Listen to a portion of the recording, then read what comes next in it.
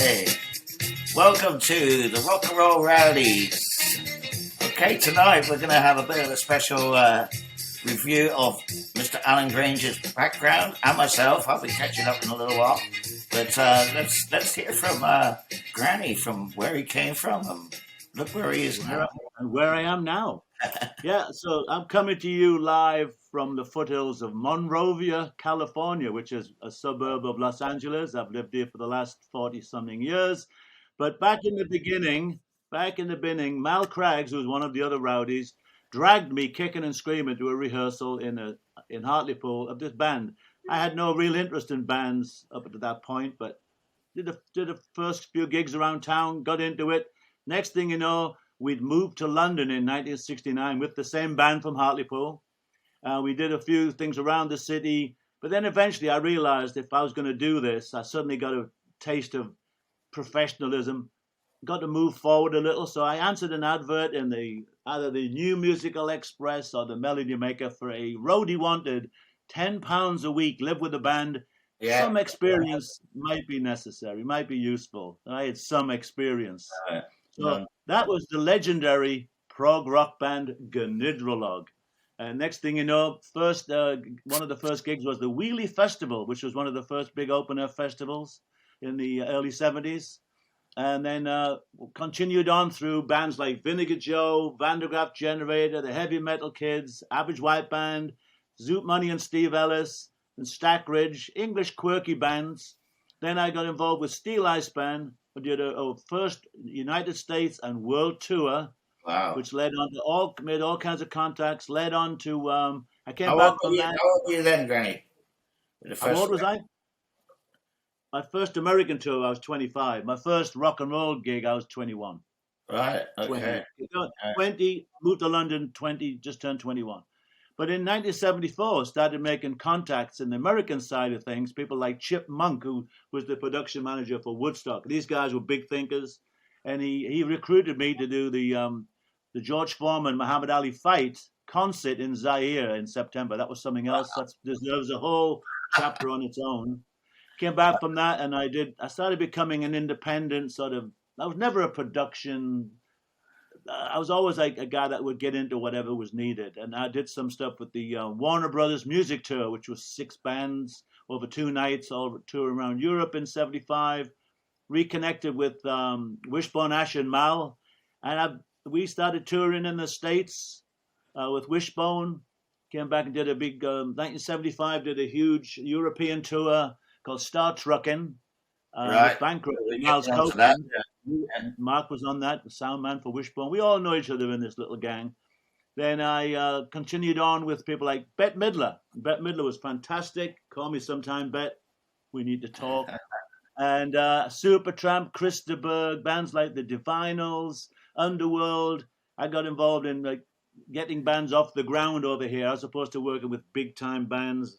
As great as that can be, I enjoyed the kind of working with people that were still keen, you know. Then my last real rock and roll gig was in the 90s with the legendary Led Zeppelin music, reggae style with an Elvis impersonator, and they were brilliant. I loved them. It was perfect.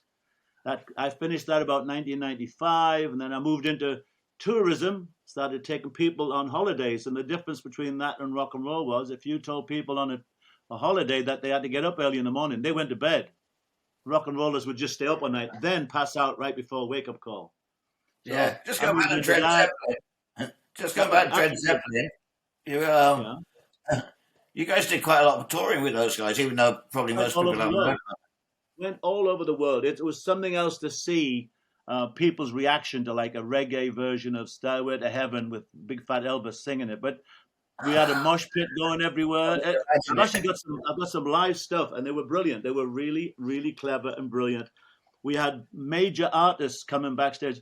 The main guy from Metallica came to our gig once, and he says, "Okay, where's the truck?" So, what do you mean? What truck? He says, well, you must have a feed out to a truck. You can't possibly get this sound from this equipment. Basically, the guys had a 12-inch amp, 12-inch speaker, a little Fender amp each. And the bass player had a little bass cabinet and drums. And everything was just, that was it. People couldn't believe they got such a sound from. The whole thing was a put on, but at the same time, it was clever. So that was a good way for me to go out with rock and roll. I dabbled a bit with some other bands, but I'd peaked. You have to admit, when you don't want to be doing something if you're not into it. And I just didn't want to do another tour to the segment. So I got into tourism and I started going back to cities that we'd toured with bands and realized there was so much more to see. I lately, up until COVID, been doing corporate events where we take people on special trips and the shopping expeditions and museums. And in fact, I've got a thing this weekend, Marina Del Rey, 5 days in Marina Del Rey with a group. So I'm still doing it occasionally, but still got rock and roll in the blood. It's always just under the surface. I tell people, you call me Alan, you get a reasonable and sensible, intelligent conversation. You call me Granny, then there's a chance, anything can happen. So hey, I'm Granny, Alan Granny Grange, the train spotting roadie. Love you, babes. Thanks. And now I'm going to introduce our buddy here. We've all known each other for decades, 40 odd years. Mark is from the West Country, but we won't hold that against him. We're all from Hartlepool, but he's from Torquay. Mark Emery. I give you the one and only Mark Emery. Oh, thanks, Granny. Yeah, well, I'm actually from Paynton, Devon, which is the English Riviera. It's not Yeah, same Hartlepool. thing, all part of it, yeah. No, nowhere near Hartlepool. I worked for Wishbone Ash for many years, as you know, sort of right from the beginning. In fact, prior to them becoming Wishbone Ash, they were called the Empty Vessels, and they were a local band around Torbay. And me and Glenn, particularly, were really good mates. But when we moved up to London, which was, I think I was 16 or 17, we moved into an area called Gloucester Avenue, near Primrose Hill, Camden Town. We're right behind the Roundhouse, those days they had Sunday gigs going on all day, lots of nice chicks and sort of hippie, clothes and everything. It was really nice. It's a nice area to live. And Glenn went back to Torquay. He lost it. He couldn't handle it and went back to Torquay. And then they formed Wishbone Ash. They got Ted Turner in, which is no relation to Martin Turner, and Andy Powell, and they became Wishbone Ash. And I started helping them out. I remember when they were rehearsing at Mars Copeland's house, who was their manager, American manager. I was setting up the cabinets outside, painting them white because we had all these white stacks of cabinets.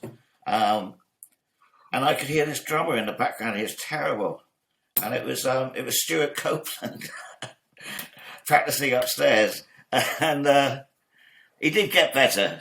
I think Just about to say I think he did. I think he did get better.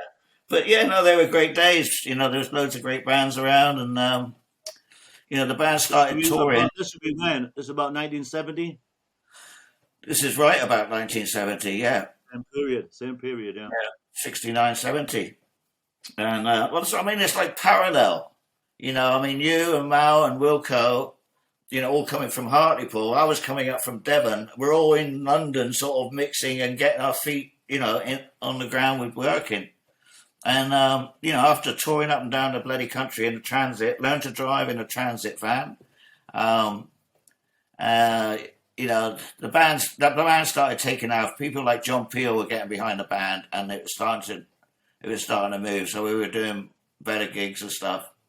So that went on through Europe, and and I gradually became the front of house sound engineer, which is what I wanted to do because I come from like a musical background. I play guitar as well, and I didn't want to just be an almost a techno sound guy. I was more into it to try and shape the music, try and shape the sound, and be more creative with it. And you probably hated me for that, but we ended up working together. I think the promotion of the first album was at a gig, and Vinegar Joe were playing there. Well, wasn't a gig; it was a party in a club or something. Yeah. And I think that's where I first met you and Mal for sure. And before long, you guys were working with us.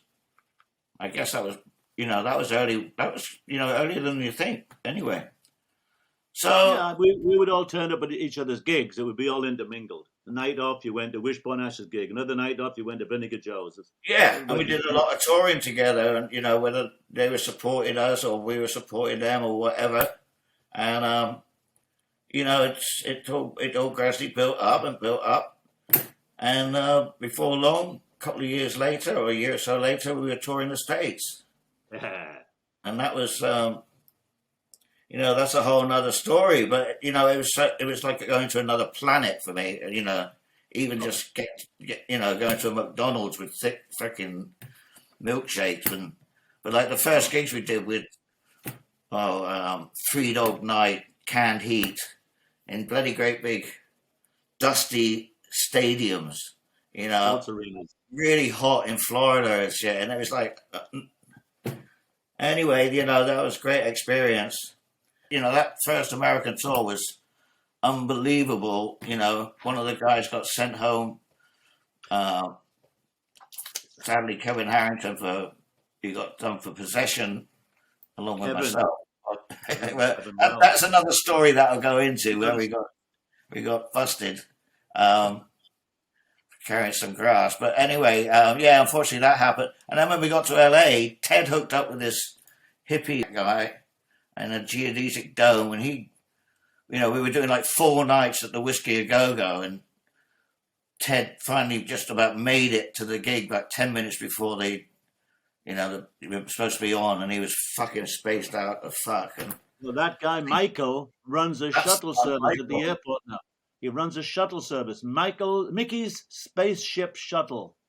You come off the plane. Are you going to get in a spaceship shuttle? But people do. He tried to recruit me as a driver. I almost went for it just for the hell of it. Yeah. Anyway, we went on. I helped with a lot of recording and stuff, and we moved to Connecticut. We just, then we had the power station remote truck out there in Connecticut, one of the houses. In fact, we had a house together out there, Granny, if you remember. I'll put a picture up. I sent you that. I sent you that picture. Yeah. Yeah, you did. I want my credits. I want my credits. So anyway, I went on and on and on until about 78. Then I left them, worked with the Average White Band for about 4 years. That's a whole nother story. I've done that too. That was 81, 82, 83. It was insane.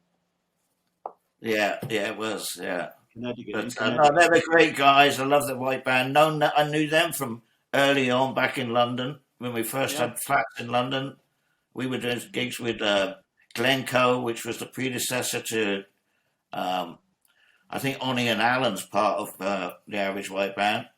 And I was living with Onnie up at Bennington Road. Did you ever go up there to the house at Bennington Road? Hamish lived up there. Where's this at? In what? In Hampstead. London? Oh, so you went from Connecticut to Hampstead. London. Threw me off. Yeah, no, I never went. Yeah, I know. I'm backtracking a bit. I might have done. I'm backtracking because I got to the Average White Band. But anyway, whatever. I'm now still doing sound, mixing for Martin Turner from Wishbone Ash, and really enjoying it and getting some good reviews from it. So I'm pleased with what I'm doing. Anyway, we're all still rocking out here in our own different ways, as Wilco says. We're from the 70s into our 70s and still at it.